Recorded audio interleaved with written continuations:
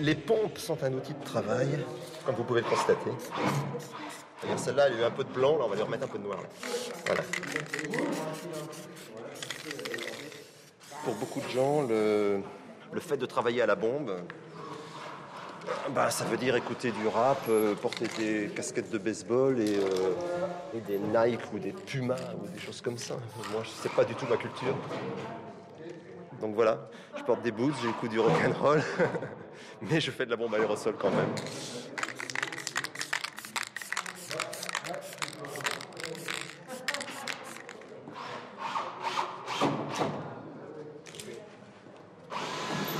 Mikostick, qui est l'instigateur de cette expo, est lui-même artiste de rue et il a voulu rassembler des gens qu'il aimait bien, qu'il connaissait, d'horizons divers et surtout dont les techniques sont différentes. Je suis le seul à faire du pochoir, par exemple, et ça donne un petit condensé en quelques simèses de ce qui se passe dans la ville. Ouais.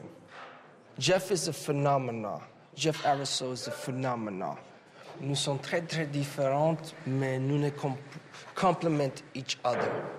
Parce que lui, moi je suis plutôt peut-être le côté vandale, mais lui quand même, il continue à faire des choses dans la rue, il met ses images et communiquer.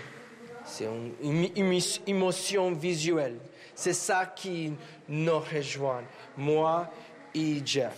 Il y a une énergie, une pêche dans le travail. Et je suis très content d'être associé avec Jeff dans cette exposition. C'est quelqu'un qui s'est inventé lui-même. Et je trouve que cette histoire-là, elle est beau.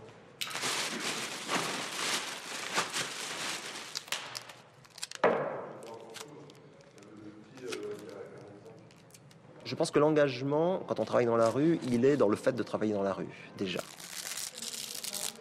On est dans une époque où le message prend parfois le pas sur l'image. La politique prend parfois le pas sur la dimension plus poétique. Et donc, moi, de temps en temps, je laisse des messages, effectivement, mais je ne veux pas oublier que les images doivent faire appel à des sensations plus qu'à qu'à des sentiments. Parfois, j'ai pris de frissons quand un regard, un visage crève l'écran. Ça peut aller jusqu'à me faire oublier l'histoire, le scénario. Et pour moi, la chair de poule, elle passe vraiment par le regard, quoi. La caractéristique de Jeff Aerosol, c'est le portrait. Bon, il est pochoiriste, mais je pense qu'il n'a fait que des pochoirs de personnes. Je crois que ses premiers pochoirs, d'ailleurs, c'était lui-même. Il a posé sur les murs sa propre image. Et c'était tout simplement pour inviter les gens à se dire, mais qui est ce personnage-là qui a une bonne tête? C'est un peu comme s'il avait distribué sa carte de visite dans la rue.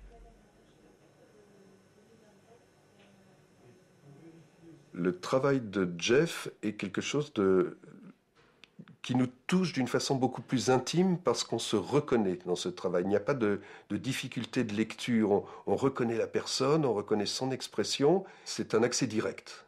On est devant, on comprend, on est ému et on sait tout de suite pourquoi on est ému parce qu'en fait, cette émotion était déjà en nous, en fait.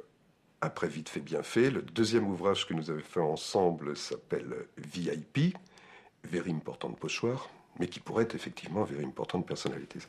Donc c'était une galerie de portraits, c'était on va dire ses idoles, voilà. Il peint ses idoles, il décalque ses idoles et il les emmène en voyage, il va les promener à Venise, il va les promener à Budapest, il les met en situation un peu sur les murs de différentes villes et on se rend compte que les gens qui passent disent on connaît cette personne, on parle de Charlie Chaplin, on parle de Harold Lloyd, des gens, même si ce ne sont pas des gens tout à fait de notre époque, sont des gens qui nous sont familiers.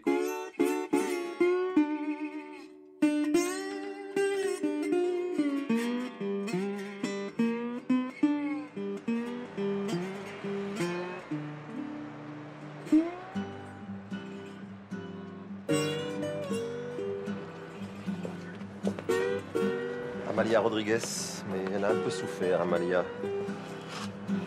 Donc ça, c'est le mur qui s'en va en morceaux, et puis ça, c'est quelqu'un qui a...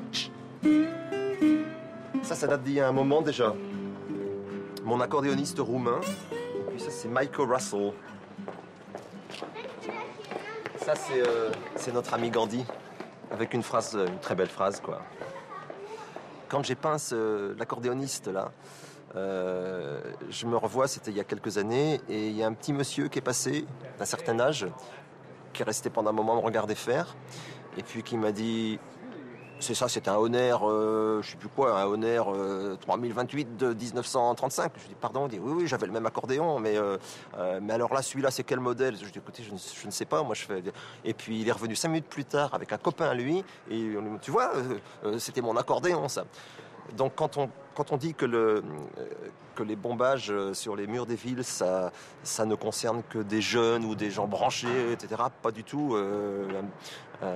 Les gens du quartier, je suis souvent très surpris des réactions. On a des gens de tous les âges, de tous les styles, qui viennent témoigner de leur...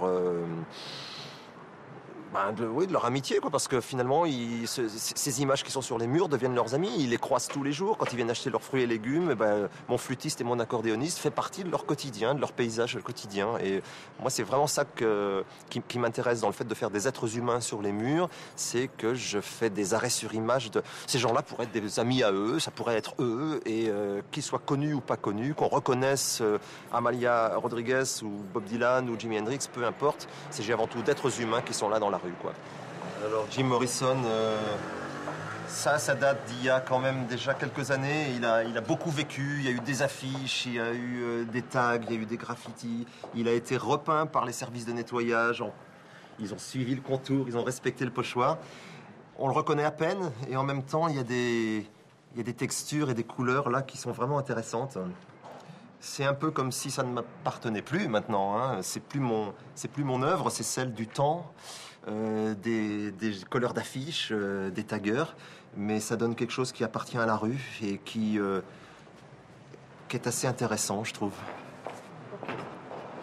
Alors, un joueur de djembé et une danseuse indienne, mélange ethnique et culturel. Le pochoir permet de créer des rencontres improbables. Et puis au milieu, un danseur de Jérôme Ménager, donc ça, il est venu après, il est venu plus tard, ce qui est super. Par contre, là, vraiment, celui qui est venu faire ce truc. J'ai du mal à comprendre une fois de plus ça. Bon, c'est comme ça. Et puis le sit-in kid, hein, évidemment incontournable, avec une flèche qui lui arrive derrière le crâne, le poids de la ville, et le poids de ses problèmes et de la solitude. Ça, c'est un endroit sympa parce qu'on est nombreux là.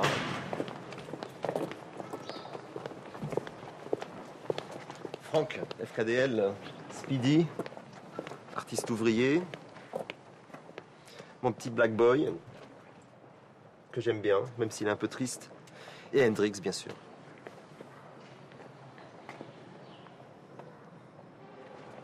Là, on est dans le quartier des Batignolles et il y a un festival qui s'appelle du Rififi dans les Batignolles. Et dans le cadre de ce festival a été prévue cette fresque. À Paris, c'est vrai qu'il y a eu pas mal de plans officiels, mais je continue aussi régulièrement à bomber ou à coller ici ou là sans autorisation. Alors on a Richard Brautigan, poète américain, qui distribuait dans les années 60 dans les rues de San Francisco ses poèmes. C'était un artiste de rue lui aussi à sa façon. À côté c'est Nick Drake. Après on a George Harrison et là-bas j'ai fait se rencontrer Syd Barrett et Sid Vicious qui dans la vraie vie n'avaient pas grand-chose à voir l'un avec l'autre.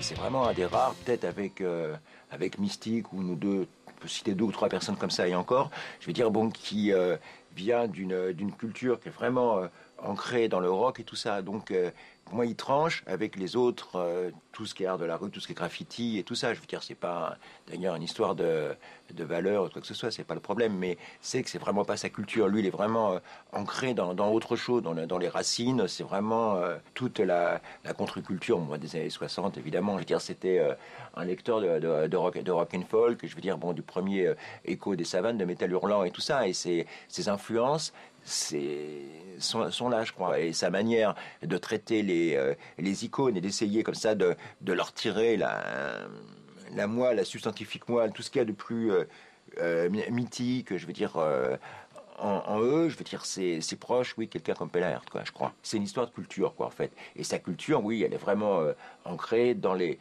mythes, les clichés même, au sens digne du terme et tout, de la culture rock, quoi, tout ça, tout simplement, quoi. Je veux dire, c'est ceux de sa génération et de son monde. On est à peu près aussi obsessionnels tous les deux au niveau des fringues et des guitares et tout ça. Je veux dire, bon, qui sont, on est fétichistes. Voilà, ça fait partie des signes de cette culture. Évidemment que ça touche, je veux dire, au dandysme, quoi. Et c'est vrai qu'avec Jeff, on a bien ça en commun. C'est-à-dire quand on se rencontre, on va pas parler de peinture, on va parler de fringues, en gros. Quoi. Je veux dire, bon, et puis un peu, et puis de blues, quoi. En fait, voilà, quoi. Mais il y a des chances que la première phrase, ça soit une histoire de fringues, ouais.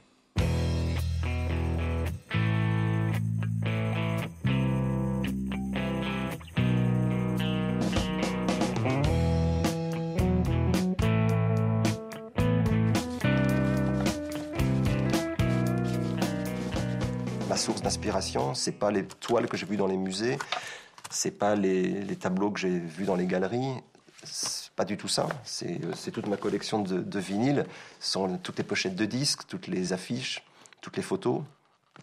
Voilà le genre d'image que je pouvais regarder pendant des heures en me disant mais bonjour, bon sang, est-ce qu'un jour j'aurai une veste à rayures comme celle de Brian Jones?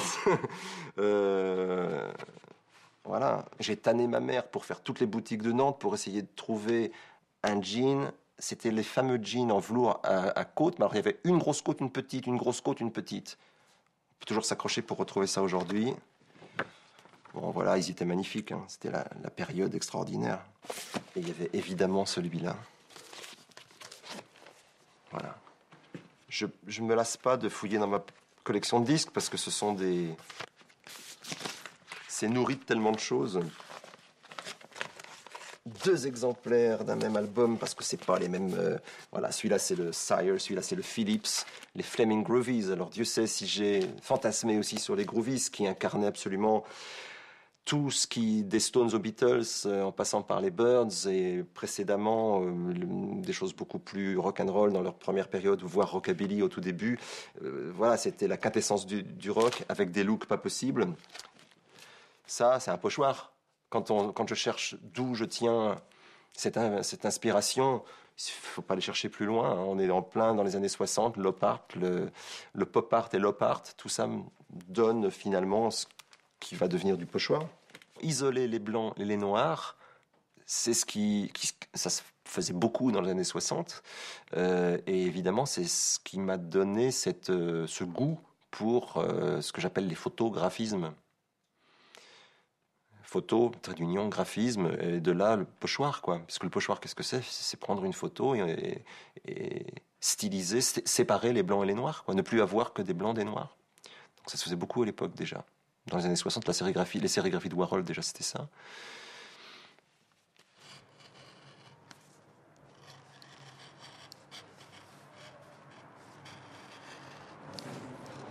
Contrairement au peintre qui va être devant son chevalet et qui va commencer son œuvre là, avec ses pinceaux, ses tubes d'huile, devant sa toile.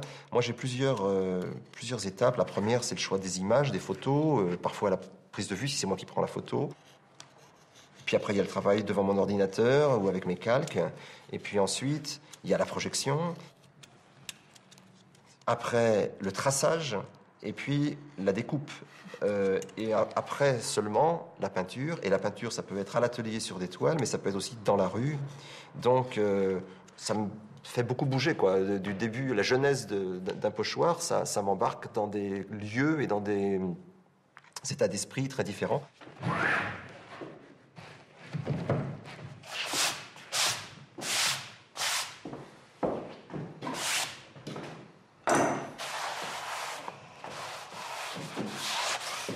Si j'utilise une toile dans l'esprit de cette rupture de l'image à cause du bord, l'image s'arrête parce que c'est le bord de la toile, j'aime bien faire des portraits très serrés. Et donc là, la toile vient comme ça, et évidemment, j'ai pas besoin de fond. En revanche, lorsque je fais mes images de personnages comme dans la rue, c'est-à-dire silhouettés, entiers, grandeur nature ou plus petits, là, ils sont sur un fond. Et le fond peut être uni, une seule couleur, monochrome, ou alors j'utilise ce que je fais de plus en plus maintenant, ce travail de la matière pour me rapprocher d'une texture comme le mur.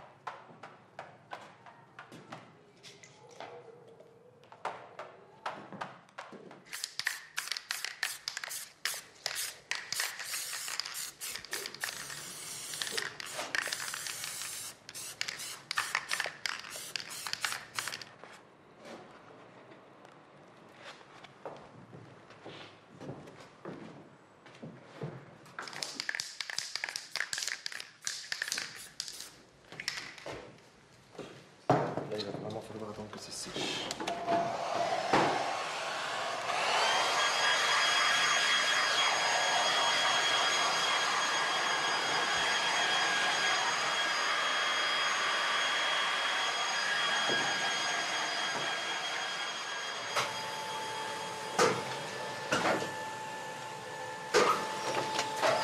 Je vais caler une fois pour le bas, une fois pour le haut. Je vais faire en 2 fois aussi.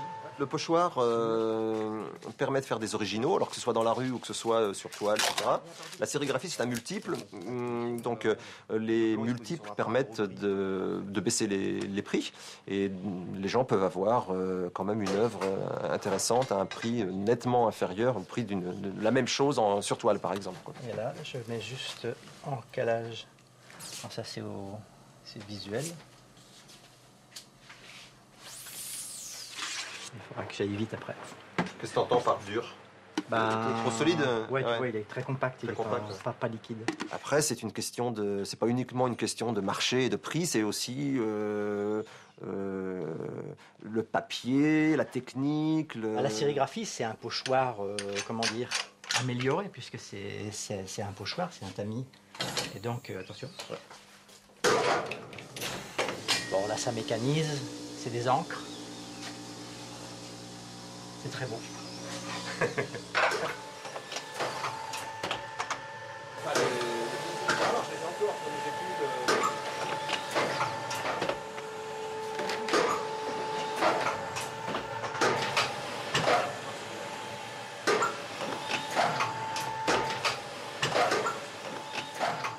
Le street art au sens large avec ses différentes familles, c'est pour moi peut-être le dernier mouvement de la création contemporaine du XXe siècle et le premier du XXIe siècle. Et donc aujourd'hui, vous avez un véritable marché qui s'est mis en place. Alors c'est un marché qui est tout récent, c'est-à-dire que quand on regarde la situation il y a encore 3-4 ans, c'est quelque chose de très anecdotique, le marché du graffiti ou du street art. Aujourd'hui, ce milieu est en train de se structurer et surtout, on voit aussi beaucoup de nouveaux collectionneurs qui ont grandi en fait avec ces œuvres sur les murs. Ils les ont croisées au détour des rues. Et aujourd'hui, ils ont une véritable envie de s'en accaparer et de les faire rentrer chez eux. Les artistes français, en général, pour l'art contemporain, sont très peu présents dans les ventes aux enchères à l'étranger. On constate que pour le street art, il y a une vraie demande, que ce soit en Angleterre, aux États-Unis, pour les artistes français. Ils ont une vraie reconnaissance internationale. Et Jeff Aerosol, lui, procède de ça. Il est présent dans des ventes, je disais, à Los Angeles, à New York ou à Londres, et ses œuvres se vendent, donc ça c'est quelque chose d'important. Et quand je pense à la première œuvre que moi j'ai passée en vente, donc en février 2008, qui était un Bob Dylan en train de fumer, donc un des pochoirs aussi assez connus de Jeff. J'ai un collectionneur anglais qui a fait le voyage exprès pour venir voir la pièce et puis laisser un ordre d'achat sur cette œuvre, et finalement c'est lui qui l'a emporté et qui l'a fait rentrer dans sa collection.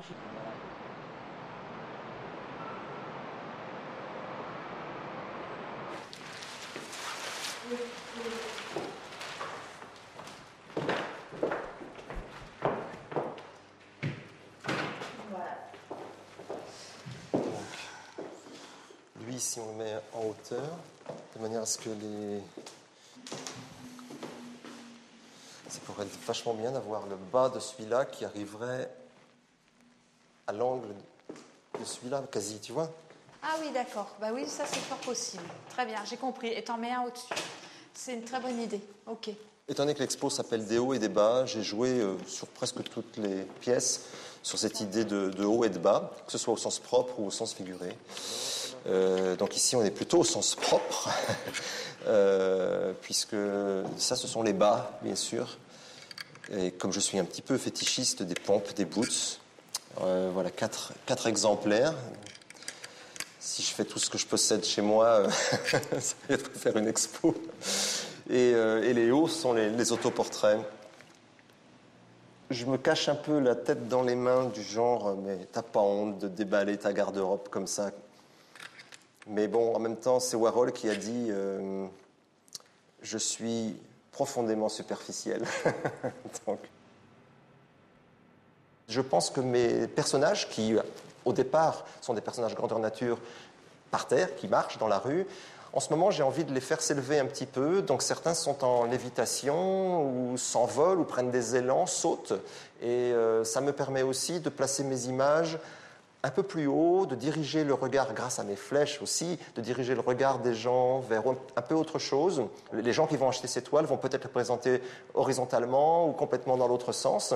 Et puis, j'ai pensé l'expo, effectivement, par rapport à son titre, par rapport au lieu. Maintenant, les pochoirs qui sont utilisés sur les toiles vont certainement être vus bientôt dans la rue, sur d'autres toiles, peut-être lors d'autres expos.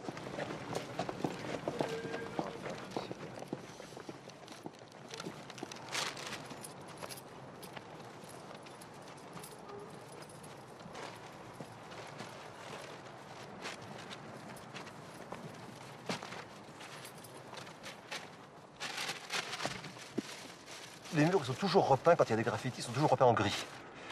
Dans toutes les capitales du monde. Mais il y en a eu des graffitis sur ce mur-là, il a vécu. Là, j'entends le bruit de la ville au fond. On est dans le silence d'un quartier, et en même temps, il y a plein de gens partout. comment se passer de ces montées d'adrénaline, là? Comment se passer de... Je sais pas, ça n'a rien à voir, quoi. La grande question, c'est est-ce que ça sera encore là demain?